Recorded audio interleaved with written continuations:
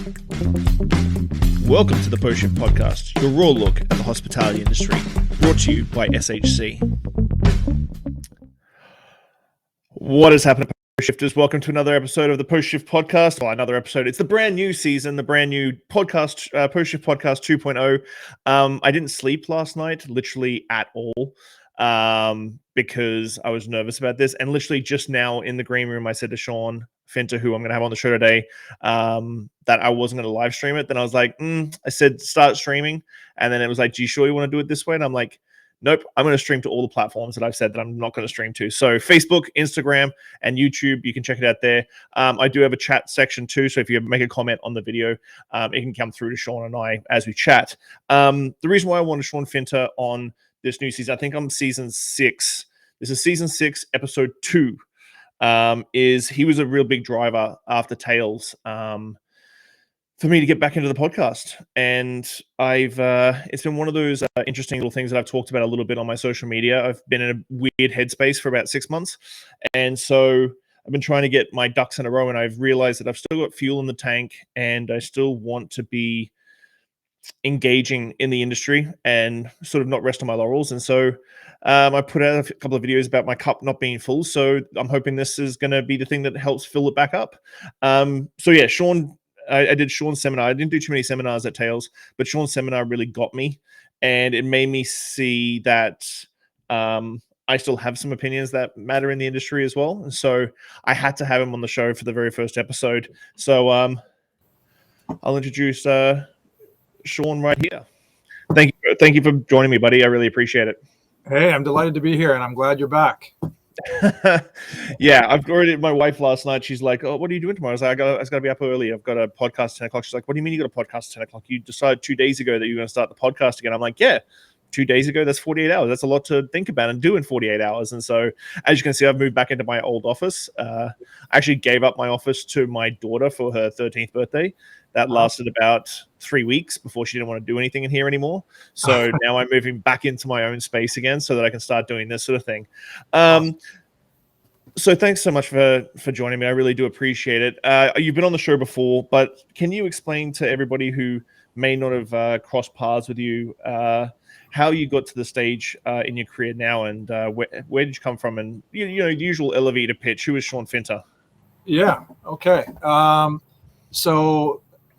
Canadian. I was born north of Toronto and started in bars and restaurants when I was 12 years old at a truck stop.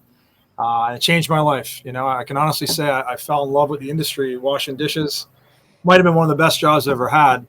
And when all my friends went off to college, I didn't qualify. I really struggled in school, didn't finish high school. So I went to London and really doubled down on bartending and got into management, and got picked up by a small consulting company, which again changed my worldview and really gave me a lot to believe in myself, and decided that, the path was bartender, bar manager, bar owner.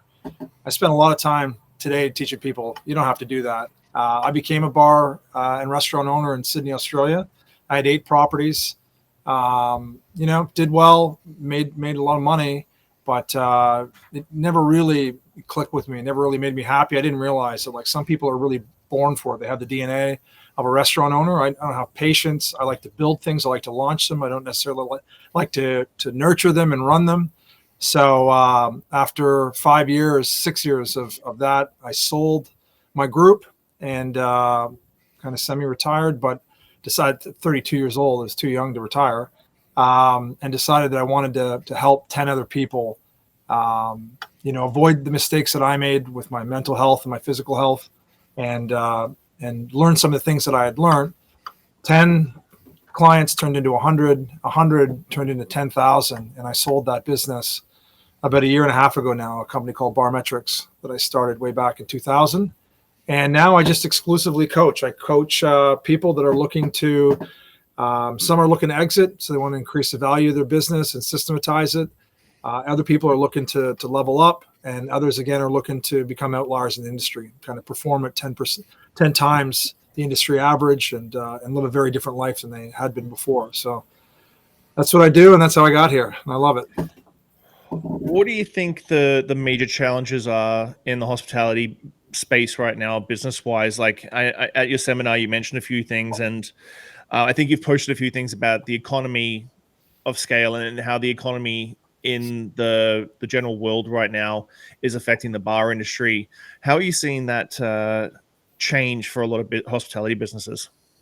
Yeah, well, the economy is an interesting place to start. With my clients, I really don't engage with them in conversations about the economy. They tell me how tough things are in Romania, in Los Angeles, in Sydney, and I'm like, if you only need 5,000 customers and 50 staff, like you're not in control of the economy. But if you're a great employer, you'll attract 50 great staff, and if you're a great operator, you're going to attract 5,000 great customers.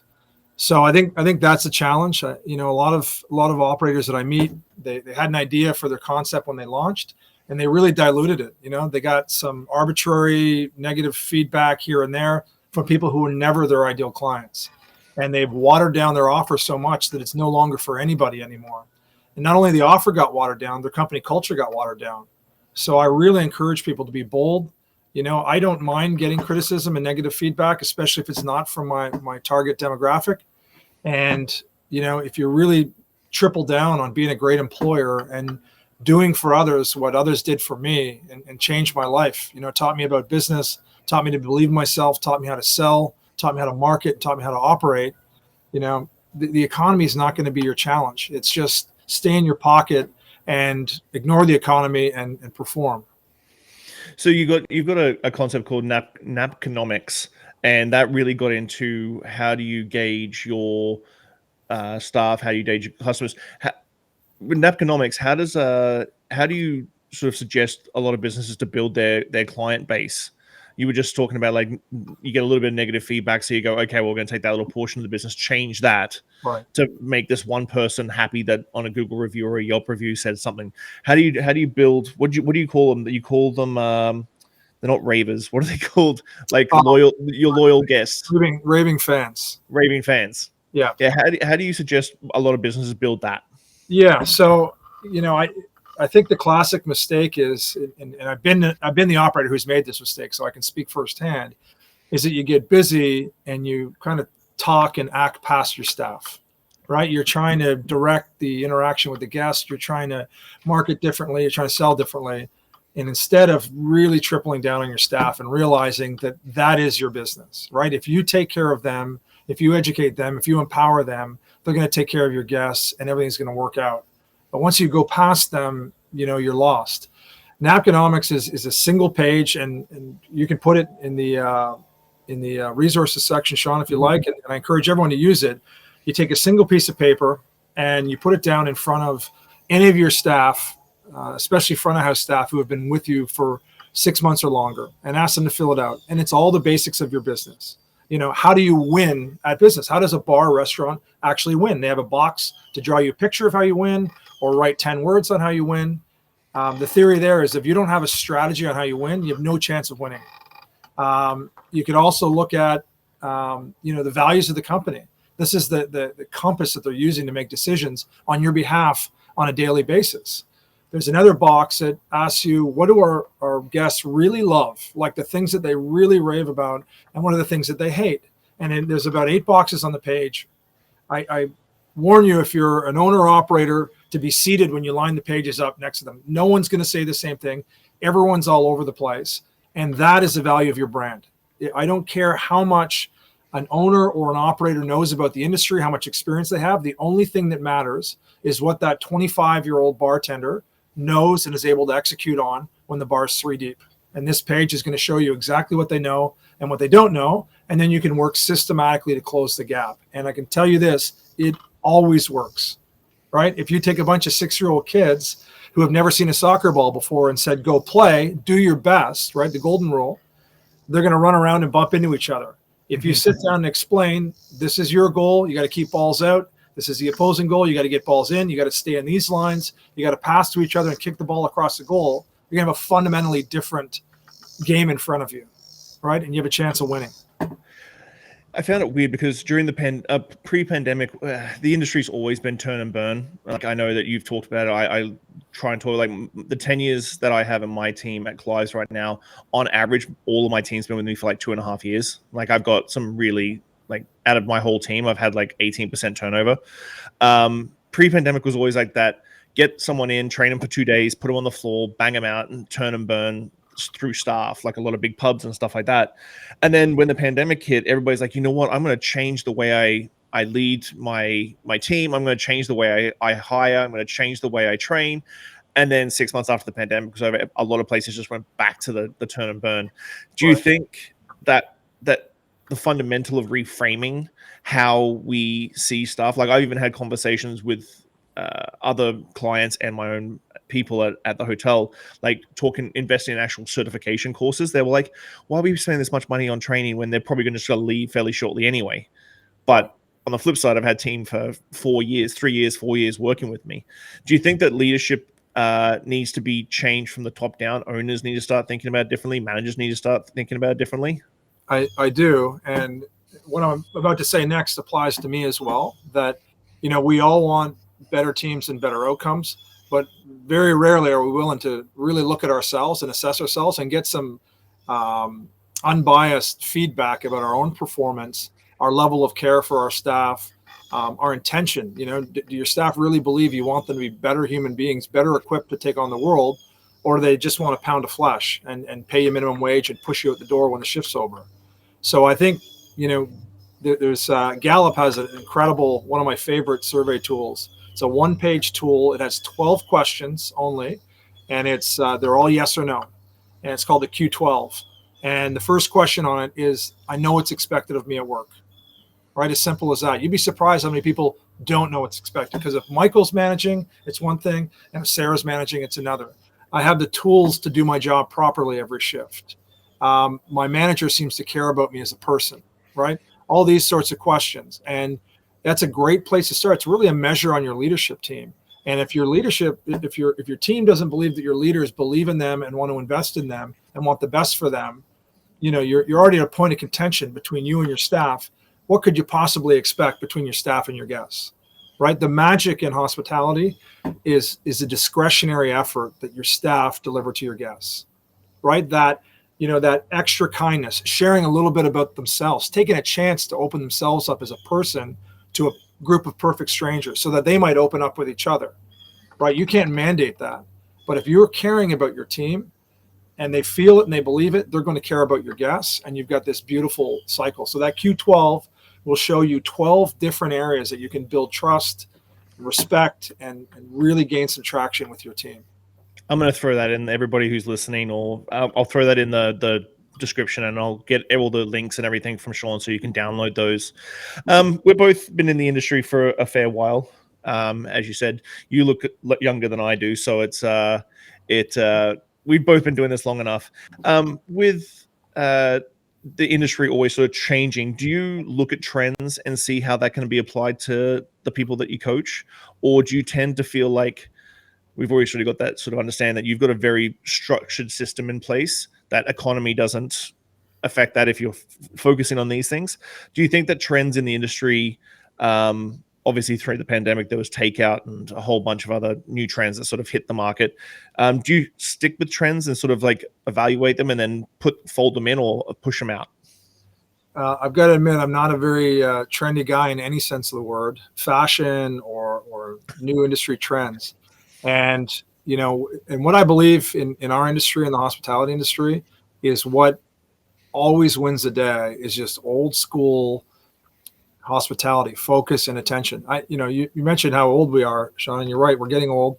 I'm old enough to remember driving home from school one day. My dad picked me up at school, and on our way home, we stopped at a gas station, and we got the local download from the gas station attendant, right? A kid that lived in town and talked to us, and we went from there to the bank where my dad talked to people there, interacted there. We went from there to the butcher shop. Again, got more local information, had some last sports and all of that. We picked up a movie, and we got our movie recommendations from a woman that worked at the store there.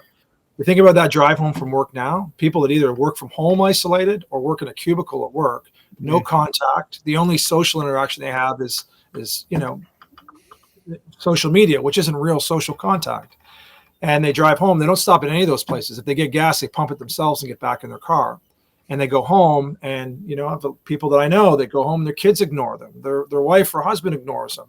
So I think bars and restaurants are the last place that you can be guaranteed to get in your car or walk down the street and talk to a human being, right? Be seen and recognized and hopefully respected and cared for, and at best, admired, loved, right? This is the opportunity we have. And I think with technology today, and I see pubs, I was just in a pub in Texas where both of the bartenders were on their phones while there's people waiting at the bar, right? And nothing says you're not important to me. This is most important, even though I'm being paid to review and make you feel this big and frustrated that you're not with your friends behind you. So I think in tripling down on the basics, on old school human connection, level 3 conversation. Level 1 is news, sports, and weather. Level 2 is getting a little bit deeper. And level 3, we use the acronym FORD, family, occupation, recreation, and dreams, right? If you're talking about any of those 4 things, you're talking about the things that matter to the person in front of you, and you're in a real conversation and you're building real business. Yeah, it's one of my pet peeves when I travel. Like, I'm usually traveling by myself, like for business. I'm sure you do the same thing. And you sit at the bar by yourself. So you're a single person at the bar by yourself, and obviously you're going to go through menus, you're going to be looking around, you're going to be checking out the spirit list, the cocktail menu, have a cocktail, and then you don't get a who, what, why, where, how from the bartender. You don't get those simple, like, hey, what you doing in town? And I even remind my team, like, if it's a Tuesday night and there's a single person sitting at the bar and they're just looking at the menu or checking out the room, ask them what they're doing in town, especially in a hotel bar. It's one of my biggest pet peeves. Yeah. Biggest pet peeves. Yeah. Well, it's a good point, Dean, and I suggest to the audience you think about your, all the different constituencies, the different types of guests that you have that come in. So if you do have people like Dean and I, because I travel by myself and sitting at the bar, it's kind of lonely, and you do want someone to talk to. What I work on with my clients is setting up different playbooks for different constituencies. So, for example, with people like us, kind of sitting at the bar, business travelers, to engage them on their level. First, be interested, and then you can be interesting to that person. So asking them where they're from, what they do, and then tying that to something personal, saying, hey, well, I've never been to Vancouver Island. Like, what do you love to do there? Or you mentioned that you have kids. What do you love to do there with your daughter? Right now you're in someone's space, having a real conversation. Another exercise that we did, and every bar should do this. If you're proud of your city, you have one piece of paper that's behind the bar. And I do love old school, here's something I wrote for you, rather than sending them a message digitally. We have one piece of paper, and we ask all of our staff, write down 2 things off the beaten path in our town that aren't going to show up on the Google searches and lists and everything else that you would recommend for someone to do. Then we take the best of, and we write that person's name beside it. And then when I'm listening to someone who's been sitting at the bar for 45 minutes with me, I say, hey, Shawn, have you got a second before you go? Yeah, sure. I bring the page over. I bring one of these multicolored pens over, and I circle my 3 favorites. And I say, you said you only got half a day here left tomorrow. You should check out one of these 3 things here. Based on what we talked about today, this venue here, this is the guy's name who will be on the door, whatever. Here's the most beautiful place to take a picture in town that you're not going to see show up online. Here's a restaurant that has something that's so unique to Vancouver and Canada. You got to go check this out. I mean, that is a repeat customer for life every time they're back in your city. And they're likely to tell 10, 20, 50 people about it. Just a simple playbook for every constituency. Yeah. We actually have a postcard as our billfold. So the team and I got together and we did a cocktail crawl. So it's all the cocktail bars in Victoria. Yeah. So when people sit down, they actually can take that with them and like go on a little cocktail crawl. Or if they fill it out, and we'll mail it. So we mail out a dozen to 2 dozen postcards a week. And so then that cocktail crawl is getting sent to somewhere else for when they visit. And so we've sort of nailed that down to be like, hey, you got to go here and check out this. And even when people sit at the bar and they're like, oh, we're only here for one night, and they're on their like second cocktail or third cocktail, I'm like, listen, I'd love for you to sit with me all night long and have cocktails. But if you're only here for one night, you've got to go see our pals down at Humboldt. You've got to go across the street and go see Citrus and Cane. You can't, I'd love you to sit here, but like you're here for one night from Portland, Seattle, San Francisco, wherever, you got to get, I'm going to kick you out. I'm going to bill you up and you got to go see our friends. I love it. I love it, man. And that extra touch of, jotting something down there, you got to try the X. I was at a place in California recently, and the bar manager came over and he says, oh, I've been in one of your sessions before. I want to show you something. So he's got the page and he brings it out. And he wrote on it, he said, I know you like certain types of fish. He heard me say it somewhere before. And he said, they have this pickled herring there. And he said, if you don't like it, I'm going to buy you dinner next time you're in town. It wasn't even his place. He just said, you have to go there and ask for, David Smith, the bartender, whatever else, and order this. I mean, it was unbelievable. I should have told him I didn't like it just to get the dinner, but I couldn't. Pickled herring and some akavit always hits the spot. Yeah. When you first sit down with a new client, how do you sort of help them compartmentalize what is 100% necessary to deal with today and what you can deal with in 3 months, 6 months, 12 months? And I know that you've said as well, like we've talked about a few systems that you have done, Napkinomics and that sort of thing, and you suggest once a quarter, once every 6 months to re-evaluate everything you've done, see how things have shifted, new staff come in, that sort of thing. So when you sit down with a client for the first time, how do you compartmentalize for them? Because I think operating a business is always hectic. It's chaos. It's controlled chaos to a degree, but sometimes you're like, might be something completely trivial to you is the one thing that you need to deal with today to take that next step. Yeah, well, this is an area that I've learned a lot about and grown in, because I, to be honest, I used to make a lot of mistakes with clients because I was very excited, very passionate. I know what I'm capable of, and I'm a pretty good judge of what other people might be capable of. But what I wasn't in tune with was like what their bandwidth is, right? Like, I don't care what you're capable of. If you're running at 110%, you're overloaded. Your bar is in trouble, your marriage is in trouble. Like, it's not a good idea to kick off a big project. So for me, it's all about momentum. Where can we get even a small win in the beginning? Because even if the ownership team and even if the leadership team's bought in, you need everyone bought in to change and growth, right? If you're at a place that's struggling, it kind of sucks to begin with. And then here's this guy that wants us to do more, and when we don't have any bandwidth. So I work with them to identify what their biggest challenge are. We have a quick audit that we do and say, all right, here's where I see your strengths. Here's where you could do with some work. And here's some big holes in the business. And then I'll encourage them. I'll pick 2 or 3 places where I think they can get a pretty quick win. And once we get some momentum, we typically move into either 3 projects a year or 4 projects a year. So every trimester or every quarter, we'll do a new project.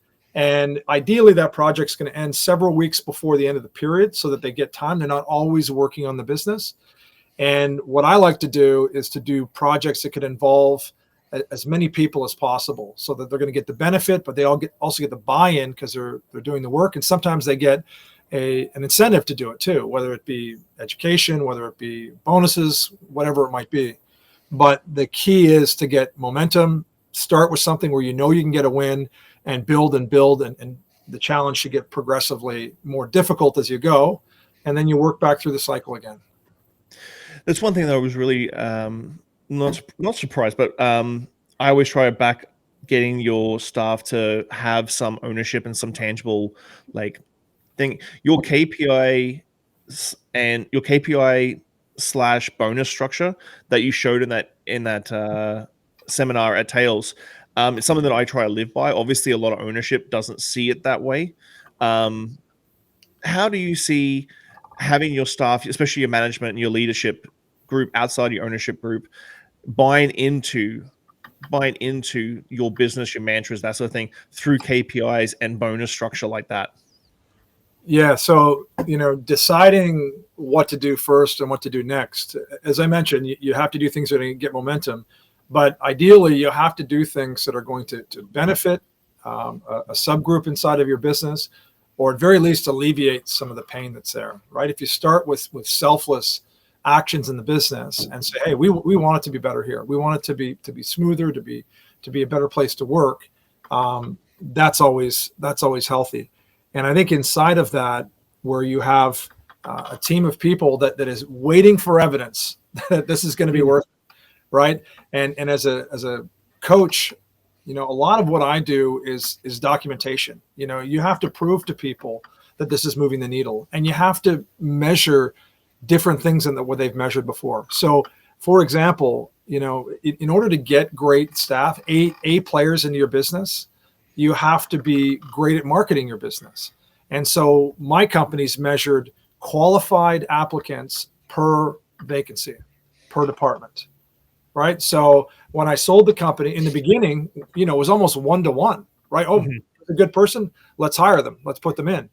When we sold, we were over 20 qualified applicants. So these are people we would consider hiring, like they tick all the boxes, over 20 people to choose from.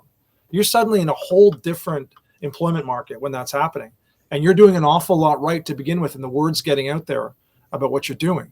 So, we always look to, set up our bar programs where, we measure peak hour blocks. So a typical bar, for example, does 80% of their business and 20% of their hours of operation. And those 20%, that usually works out to about 12 to 16 hours a week. That's it. That's your business. That's what you spent millions of dollars on to get a dozen hours a week to perform. And what we do is come in and measure the output per team, per unit that's doing that, and identify the revenue ceiling, which means that once the bar is too deep, it doesn't matter if I bring in 5 great greyhounds worth of people. No more drinks can go across the bar. And then we look to increase that revenue ceiling by 20%. When you do that, a couple of things happen. Number one, the typical business doubles their profit. Number two, the team that's getting it out of the tip pool is now getting 20% more tips. And number three, as you bring the apex up this way, you move it this way as well. Because people we're attracted to the buzz, to the humming of a perfectly busy bar. We don't want it to be quiet because then we feel awkward. We don't want it to be packed because we can't get anything. So if you can keep in that pocket longer, people come earlier and they stay later. So, we believe that you can't measure or you can't improve what you can't measure. So measure the right things, install the system, and then go after it and continue to measure, and you'll get the results. Do you think ownership transparency is something that needs to be worked on? I find I've worked with a lot of ownership in the past, and they'll keep the cards to their chest, like whether they're doing well. And this is from their management team as well, like sales, revenue, bottom line, everything. Do you think the transparency helps breed, especially in the management team, breed that ownership and like, okay, no, I know what the goal is. Like I find a lot of them just, as you said, like come to work and they don't really know what their job role is. But Right. I've had ownerships just not even show you top line revenue, and you're just like, well, I don't even know what I'm doing right now. Right. So I'll up front, I'll make the distinction between ownership and leadership. Right. I work with clients that did not have a great ownership team. They had a great leadership team, and therefore they had a great business. And I work for clients that have wonderful ownership, poor leadership, and they have a poor business. Right. The saying goes that people quit people don't quit jobs. Right. A job's just the thing. You work for a human being, and if they show you respect, invest in you, and help you grow, you're 10 times more likely to stick around. And to your point about transparency, yeah, put it this way. I work with a lot of companies. I've coached myself around 450 different owners and senior managers. And their instinct is, it's interesting. If they're doing really well, they don't want anyone to know. If they're doing really poorly, they don't want anyone to know. I'm a curious guy, so I said, okay, you're doing really well. Why don't you want anyone to know? And they said, well, I think people are going to start to steal things. They're going to give away product and everything. I said, do you think Elon Musk has any problem with staplers missing or chairs going out the back door of his office? No, people want to work for someone who's successful. Now, if you're super successful and greedy and have them compromised, then you've got a problem. But on the other end of the spectrum where people aren't doing well, I said, if you're working at a bar and no one tells you what's going on and you're acting a certain way, maybe a little bit cavalier and careless with someone's business and money and reputation, and no one says anything, you just keep doing what you're doing. But if you've hired good people and you come to them and say, hey guys, we're struggling right now. And this is not your problem, but it's mine to fix. And I'm going to show you the books and show you that we're losing money at the moment and we can turn it around. I know we can. Here's what we need to do. For the owner, I've seen dozens of owners have that meeting. And almost every time you're going to have staff say, we got you. We're in this. They see you fighting for yourself. They're going to fight for themselves or fight for the company. And you go. So I think transparency almost always wins. And where it doesn't and people turn on you, I think you've won anyways, right? You at least now you know who's on your team and you've got a chance to get a new team in. So yeah, I'm all for transparency. So let's just chat about a couple of courses that you do at the Franklin House. The Franklin House is your beautiful, beautiful house down in Maryland. Annapolis, Yeah, Maryland. Right. Maryland. Yeah. So you do the how to become an outlier. Can you explain what do you see as a definition for an outlier in the hospitality industry? Well, I'll give you a specific example. So, we talked earlier about people saying, "Oh, the market's turning and it's hard to get good people," and all of these things. And a guy who I've worked with for years and I really, really respect, said Moses. He changed the name of his company from 213 Group, which is LA's area code, and now that he's like in Texas and New York and elsewhere, they changed the company name to Pouring with Heart. And said at the moment has around 500 members on his team, and he believes very strongly that he and his team have created 500 careers. And Said's team was a lot like my team. I think it's partly why we get along so well. Like my team in Sydney, I used to hire people that had tattoos on their neck before it was cool, right? And a lot of people, like I could give you specific examples of like their dads gave up on them. Their teachers told them they were going to be losers, total misfits like I was when I was younger. And Said's hired these people and got them to buy into investing in themselves and growing. He's taken people from bar back to CEO of his company inside the same cycle. And, with Said right now, he is expanding. He wants to go from 500 careers to 2,030 careers by 2030, right? Pretty aggressive growth. And he's expanding into markets that in some cases he's never even been to before. He's going there now to check them out and so on and so forth. Each place that he goes, every city he goes into, he's opening up 6 or 7 or 8 bars in, and each of those bars have 20, 30, 40 staff. Said doesn't say it's hard to get staff right now. He doesn't say that the market's turning. He focuses on what he can control, being a great employer, creating careers for people, creating community bars where he hires local people. He's not flying in ringers from LA and New York and elsewhere. And he's a total outlier. He gets a disproportionate amount of attention from suppliers, from the media, and all that. He doesn't ask for it, but he's just doing cool things and great things. And therefore, he's an outlier. And I can tell you, he makes a lot more money than the average business, and he can scale. He also raises money in a very unique investment strategy that investors come in and invest in 10 or 15 places in one individual bar. So that's an outlier, someone who ignores the rest of the market and at the same time outperforms it by, in some cases, 10 times. So when you do your, it's the 3-day course, yeah? The 3-day course when you do you got one coming up fairly shortly. Yeah, we got one coming up. Ali will tell me the date in October. October 27th, everyone arrives, and then it's the 28th and 29th. It's 2.5 days. And I set up these, I used to do them a couple times a year, but they're a ton of work and I travel a lot. So we're only doing it once this year.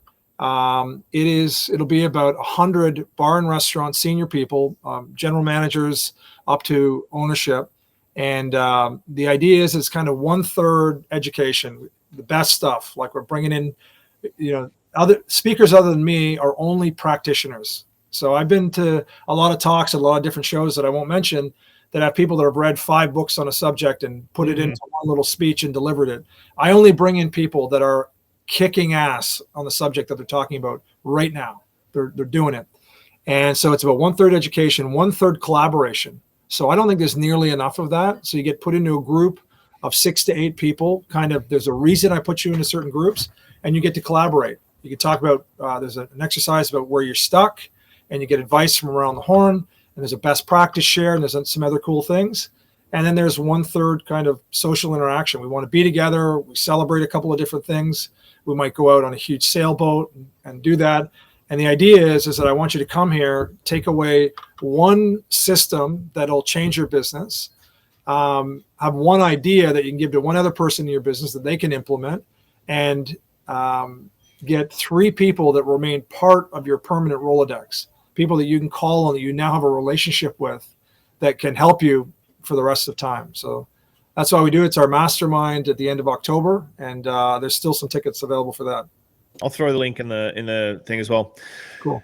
You said at the very start exit strategies, and I think I talked to a couple of restaurateurs here in town, and I think I would say like 90% of everybody that goes into the hospitality industry and restaurant business don't ever think it's an exit strategy. It's because they're passionate, or they've got a partner with a chef who's really good at cooking and so on and so forth. No one ever thinks about, okay, how do I retire? And I've got a couple of restaurateurs as a joke, whenever I go into their restaurant, they'll just walk past and put a number down on a piece of paper and slide over to me. It's like, you can have all this if you for that much money. And I'm like, can we just chat about how you're going to get out of here? Because a lot of them are still working the door, paying themselves a minimal salary, which doesn't really reflect very well on the books when you're not really paying yourself properly. Because if you had to hire someone to do that job, that's when you go into the red in the books. Yeah. How do you help with exit strategies? Because I think it's just something that doesn't cross people's minds ever correctly and properly when they're setting their business up.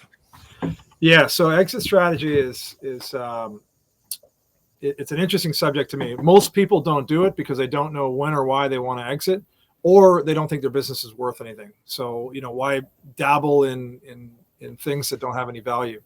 So I'll flip it on the head. I'll give you two of the best pieces of advice that I've ever got as a business owner. One was an advisor that I brought onto my board. And for those of you that don't have an advisory board that run businesses that do over $1 million, you must. There's just no reason not to. It's free, and it'll change your life. So I was courting this one guy to come onto my board, and he asked me a question which I didn't even know how to answer. He said, "Do you own your job or do you own a business?" And I said, "Well, what's the difference?" And he said, "Oh, there's a huge difference." And I said, "Well, then I'm not sure. I'm not sure if I do." And he said, "Well, let me ask this way. If you went away for 10 weeks and gave your company 30 minutes on the phone once a week, would the company be better, the same, or different when you returned?" I said, "It'd be absolutely different. It'd be awful. I think it'd fall apart." And so I took it on as a challenge. And, so I was living in Australia. So Canadian summer holidays were 5 months away. So I had 20 weeks to prepare my business. And he said to me these words: "Prepare your business for sale. Even if you don't want to sell it, just prepare your business for sale." So I took 20 weeks and did that. Then I went to Canada for 10 weeks. And that's a long bit of geography in between. So I tell you, the first week I didn't sleep very well, and my phone didn't ring. They had the landline at the cottage, and no one called. So on Thursday, as agreed, we have this call, half an hour, with my leadership team. They had two questions for me. And I said, "Okay, give me the rest." Almost like my ego needed them. The place is falling apart and everything else. Everyone stepped up. The next week they had three questions. The third week they were down to two again. The fourth they were down to one. The fifth week they didn't have any questions for me. They wrote me and said, "If you're busy, we don't mind skipping the meeting this week. Enjoy your time." That's when I owned a business.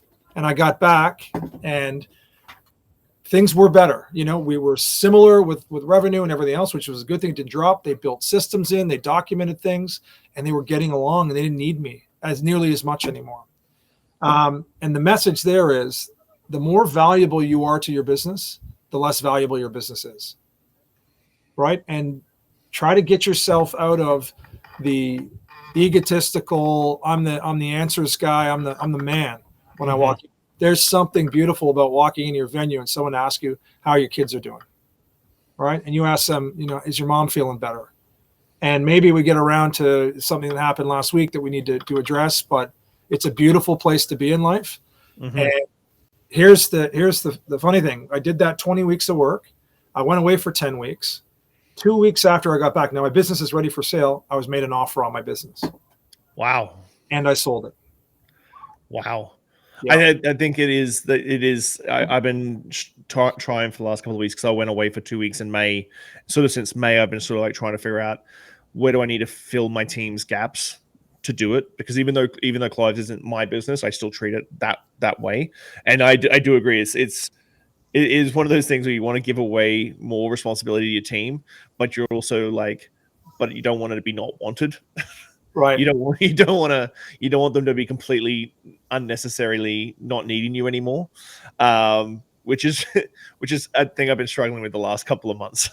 Yeah. Well, if for management that have the knack of doing that can really set a business up to run autonomously, those are the highest paid managers in the industry. If you go to a business owner who's pulling his or her hair out and running in circles and saying, hey, here's what I've done down the road, I'd be snapping that person up overnight.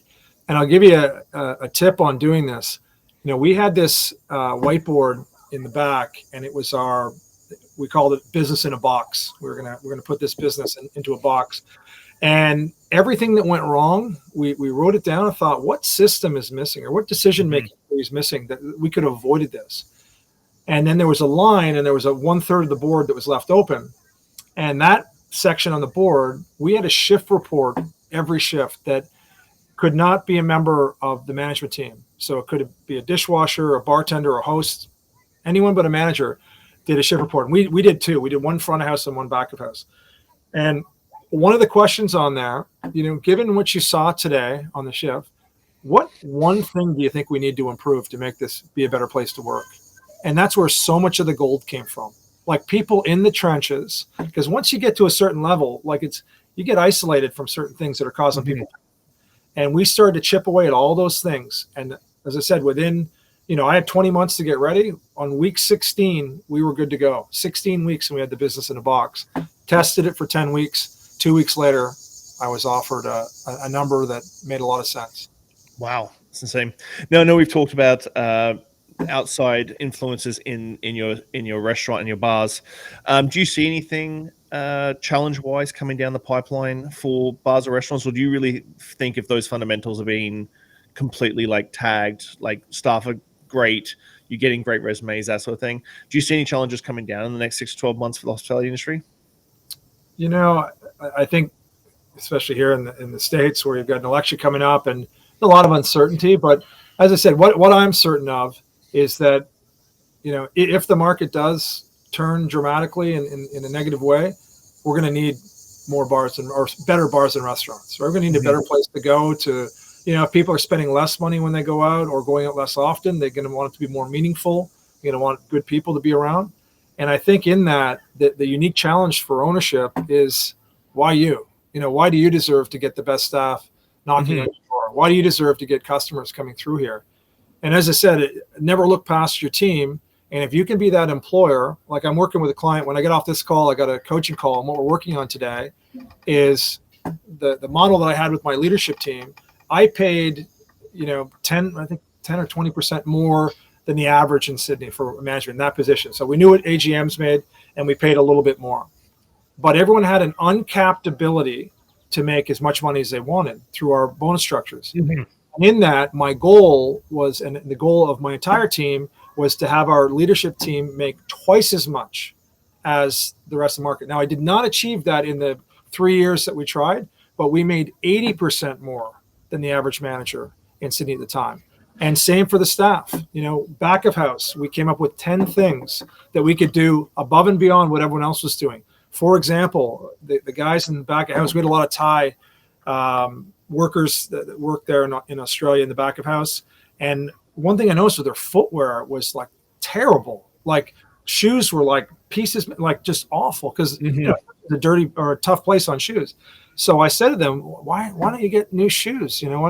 And they kind of smiled. And one guy said to me, he said, Shawn, for the price of a decent pair of boots for the kitchen, I can get all 3 of my kids a new pair of shoes. And I'm going to do that every day of the week. Right. So we said, okay, when you get hired with us, your first day on the counter is a pair of industrial Blundstone boots. And then every year on your anniversary of the company, a new pair of Blundstone boots.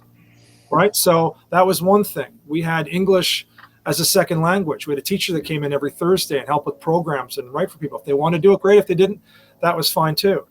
On your 1 year anniversary with us, you were given an education budget, which you could apply anywhere you like, so long as you proved that it was going to be a benefit to the business and you're going to teach something back to us. We started bringing in educators every month on things having nothing to do with the restaurant business. How to get your first house in Sydney, the second most expensive market in the world to get a house.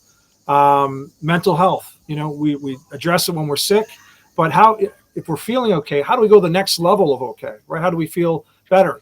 Physical health, traveling overseas, all these different educators that we brought in for free because we had thousands of customers and we talked to them, we knew what they did, and we invited them to come in to benefit our staff. So we had 10 things for every department, and that's why we had 20 plus qualified candidates for every opening. If you do these sorts of things, I can guarantee you things get better. And in most cases, you will crush the market, right? You're going to be the only show in town in certain markets when it comes to blowing away your staff, who will in turn blow away your guests.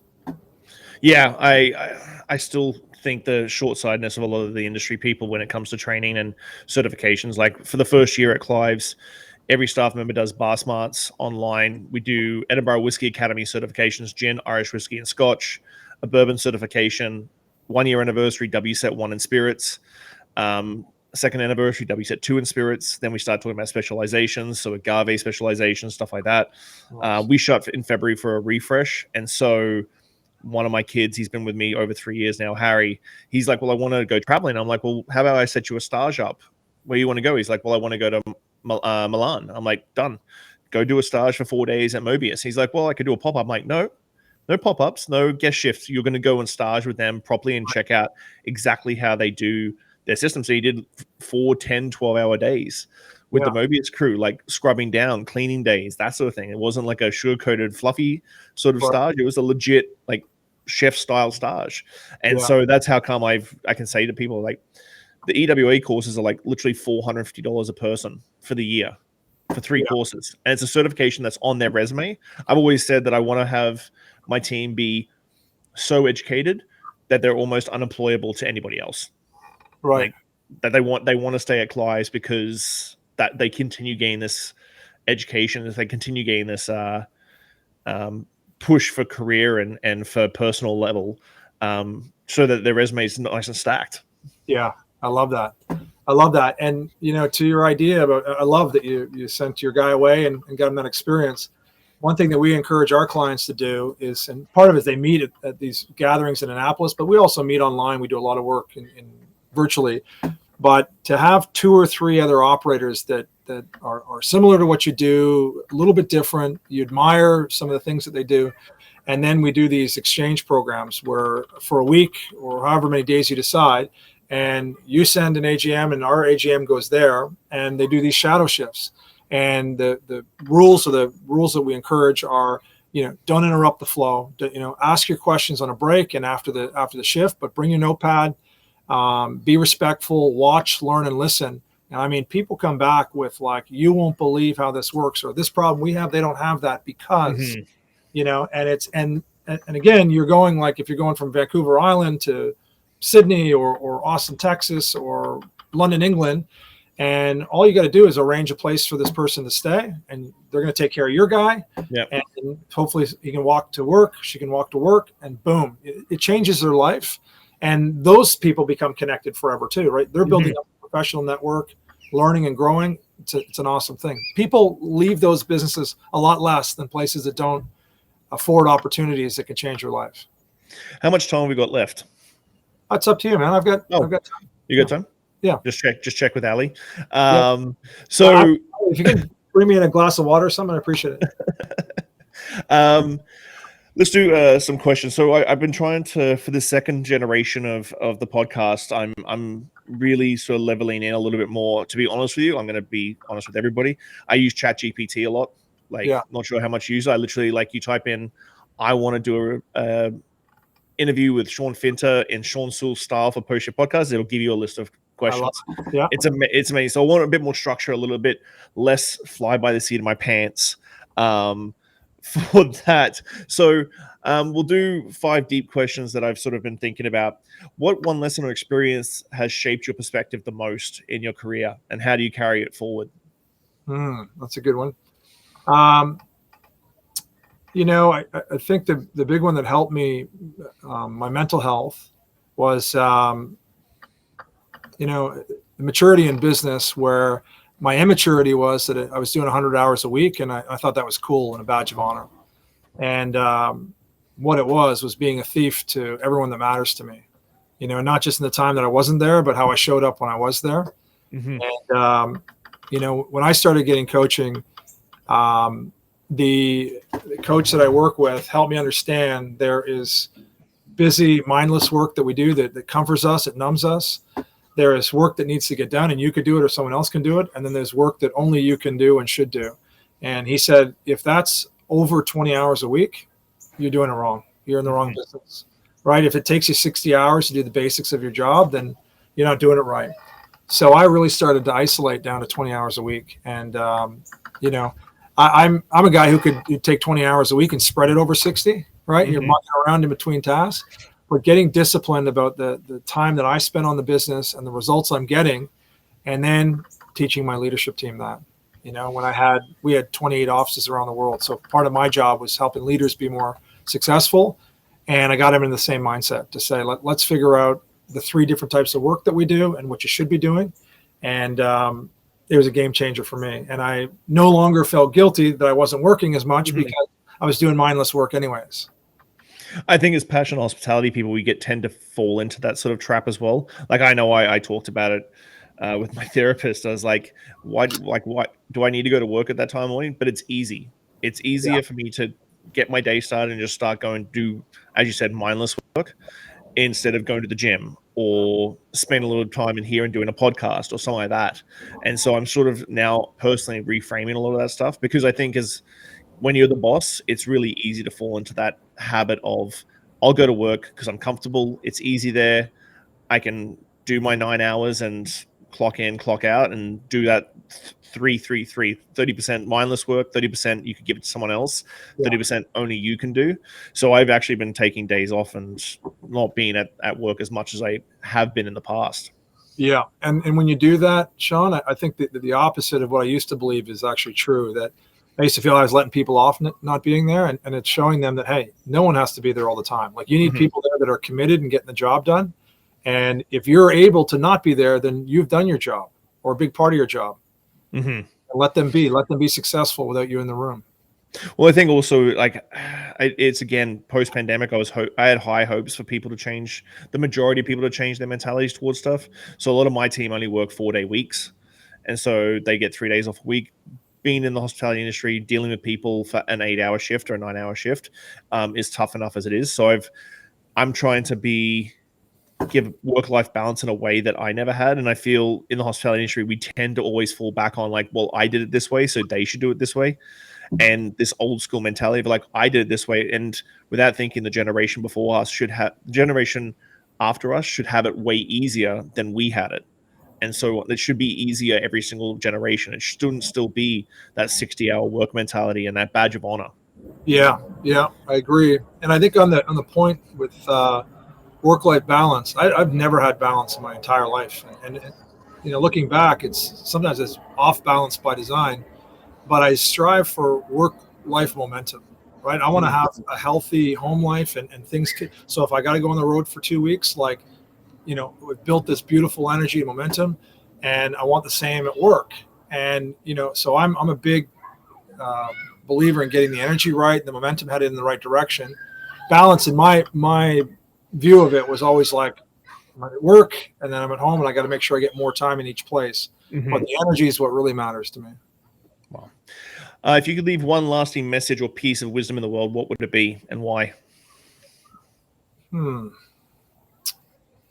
I would say, you know, a lesson that I learned the hard way at home with watching my dad with his work and lots of clients since is that don't ever underappreciate how important what you do and why you do it is. You know, a friend of mine shared with me a long time ago that, you know, he looks at life in thirds, right? That let's say we're lucky to live till 90 years old. First third of our life is a blur, right? Like my daughter, before all these things happened, I was a kid, I started to become a man.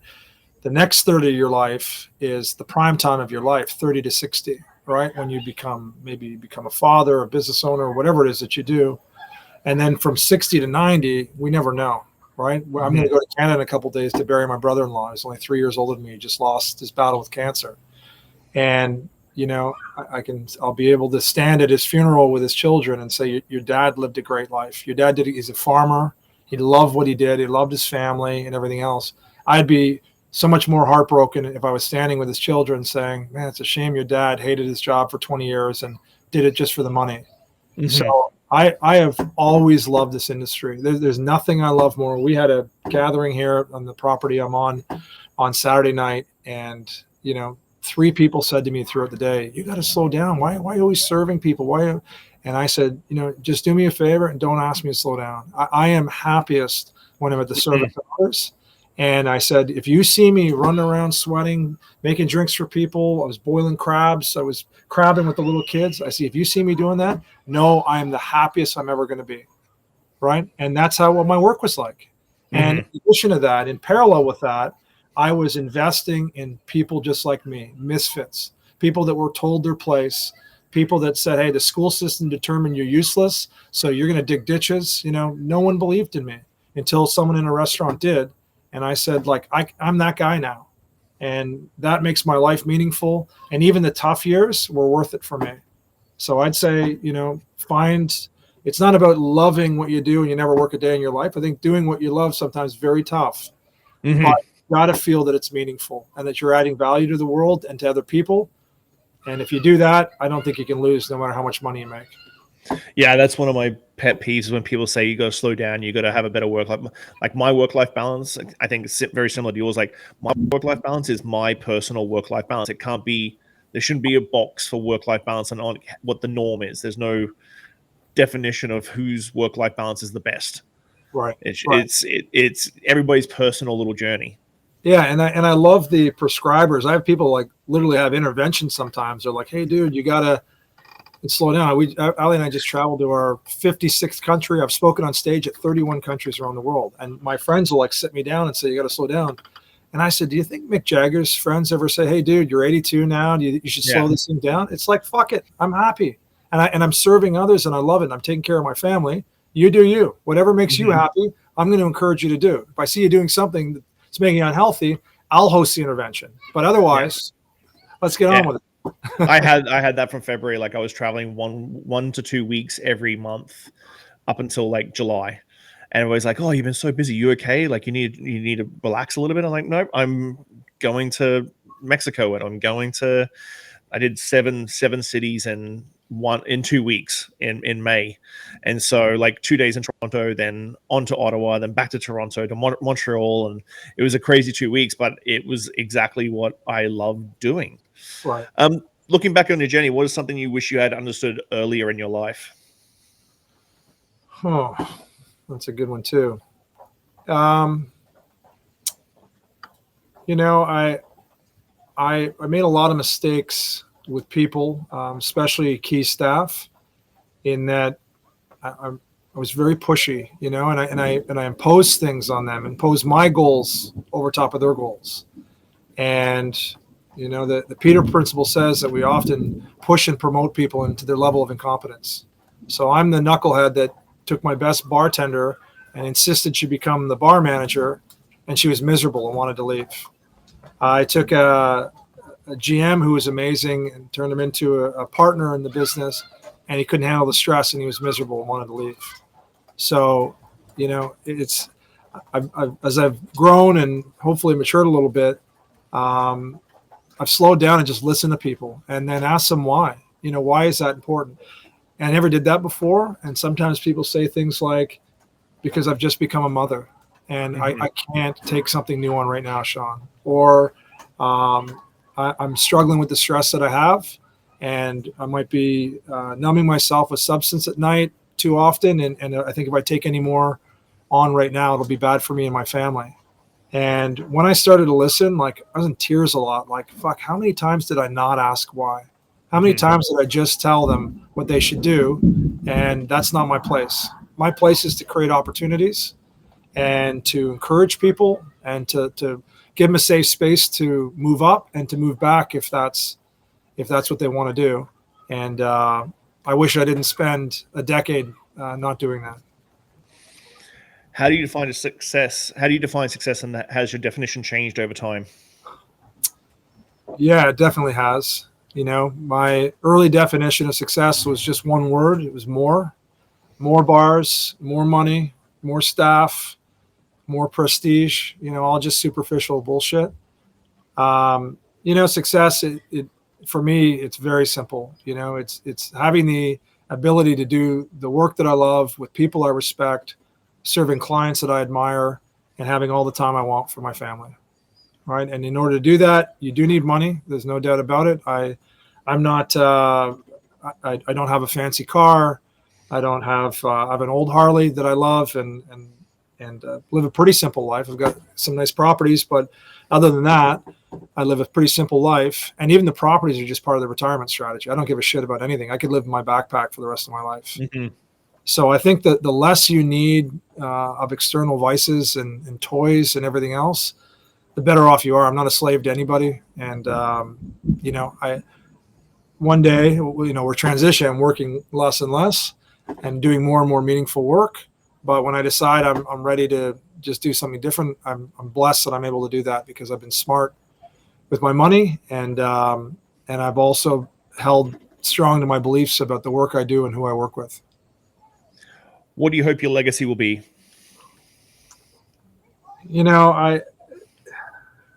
My kids are my legacy, and I don't care what people think about me now. To be honest, I'm not a guy who reads my own reviews or anything else. And I know I won't care when I'm gone. But I learned the hard way. I was picked on a lot when I was younger, and listened to gossip and everything else. And I could honestly say, like, I try to do good things for people every day, and take care of people and take care of my family. And as long as my kids love me and want to spend time with me, that's all I really care about. And the rest of the internet and whatever else doesn't really matter to me. And we'll finish everything on a lighter note. What's your go-to cocktail? Well, that depends on the season. I love nothing more in the summer than I just love just a simple Tanqueray and tonic. I've tried every gin I think that's out there, and there's some great ones. I like Ford's and I like a few different ones. I love a Tanqueray Negroni, and I like a kind of a heavier, like an old fashioned in the winter. I love cigars, so I love Tommy's Margarita. Out on the boat, I squeeze them fresh on the dock and go out. There's nothing better than surprising people, pulling beautiful little glasses out of the cooler and pouring a beautiful Tommy's Margarita, and maybe get Julio on FaceTime to say hello. That's awesome. Well, man, I really appreciate this. Like I said in my little I was really nervous, not talking about you, but like, it's been 2.5 years since I did the podcast, and I did 350 plus episodes before I hung up my hat in, I think, February 2022. I think I hung up my hat for a bit.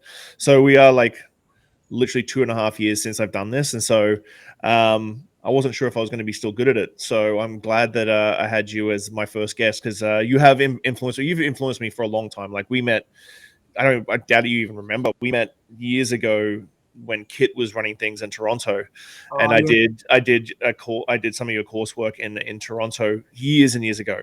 Yeah. And so Barmetrics, like Jason in Australia, influenced me back in the day as well. So Barmetrics was a big part of my life from 2002. I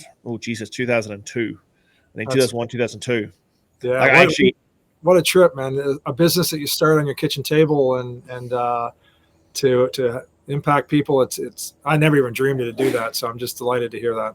I think I interviewed, actually work with Barmetrics at one stage with Jason. Okay. Yeah. Yeah, but I was 22 years old. I was a kid. Like, I, luckily enough, had worked at a couple of good cocktail bars and won a couple of competitions. So a 22-year-old kid with an ego. And so, and then I think I moved to Canada just shortly after that. So I just want to say thank you so much for sitting down with me. That was an epic episode, but I really appreciate you. Well, I appreciate you too, man. I'm glad you're back. We need you. I love listening to your podcast. So keep it up, man. I'll be following. Okay, thank you very much for your time, man. All right, brother. Take care. Appreciate it. Thanks for listening, Pose Shifters. Well, I hope you enjoyed that episode. I really enjoy sitting down with friends and peers and just chatting about the industry and getting down to the nuts and bolts of what's really going on out there. Make sure you like, subscribe, comment, everything on all the platforms. Just hit it up and I'll do my best to answer any queries or questions you have. I'll see you next week, guys. Bye.